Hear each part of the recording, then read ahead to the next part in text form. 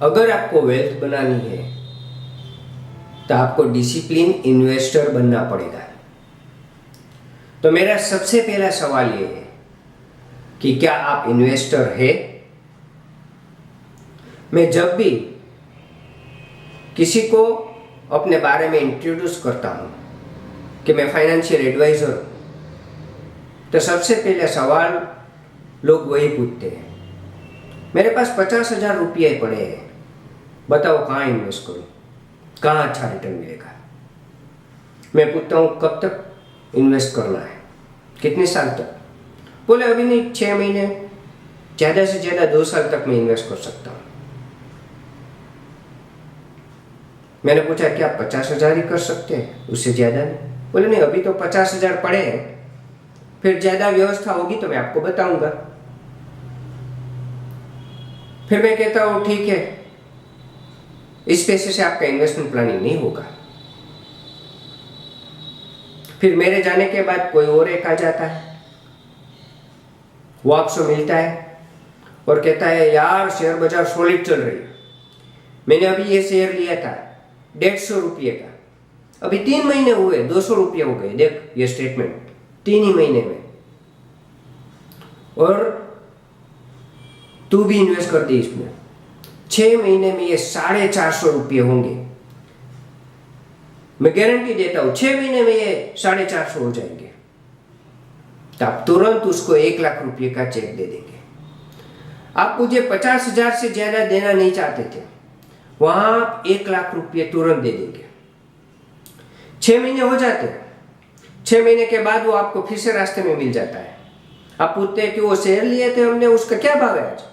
बोले 160 रुपये है, क्या करें, बेच दे? अब बोलोगे नहीं नहीं, अभी नहीं, पैसे की जरूरत नहीं है, जब तक मेरा भाव नहीं आएगा मैं नहीं बेचूंगा, मुझे नुकसान नहीं करना है। अभी वो भाव 5 साल बाद आएगा, 10 साल बाद आएगा, जब भी आएगा आप रुकने के लिए तैयार है। इसका मतलब क्या हुआ? इसका मतलब यह हुआ कि आपके पास इन्वेस्ट करने के लिए ज्यादा पैसे भी थे, आपके पास 10 साल देने का वक्त भी था, लेकिन आपने उन दोनों में से कुछ नहीं किया। आप इन्वेस्टर नहीं है, आप स्पेयर पैसे का मैनेजमेंट करते हैं। अभी इतने पैसे पड़े, कहां लगाओ, जल्दी से जल्दी कैसे डबल हो सकते हैं। 1 साल के लिए लगा दिए, अगर कुछ पैसे मिल गए फिर से कुछ खर्चा कर दिया, कुछ बच गए फिर से लगा दिए। ऐसे वेल्थ नहीं बनती है, ऐसे आपकी संपत्ति कभी नहीं बनेगी। इसके लिए आपको इन्वेस्टर बनना पड़ेगा। ये स्पेयर पैसे के मैनेजमेंट से कुछ नहीं होता है, इससे एक ही चीज होती है, आप रिटर्न के पीछे भागते हैं। और जब आप रिटर्न के पीछे भागेंगे तो 2 चीजें होगी। एक, या तो आप पोंजी स्कीम में फंसेंगे, फ्रॉड स्कीम में, जो आपको 1 साल 2 साल में दुगना देने के दावा करते हैं, या फिर ऐसे एसेट क्लास में फंसेंगे जिसमें पिछले 2 साल 3 साल 5 साल में एक बुल रन आया है। उस एसेट क्लास में आप हायर मार्केट में फंस जाएंगे।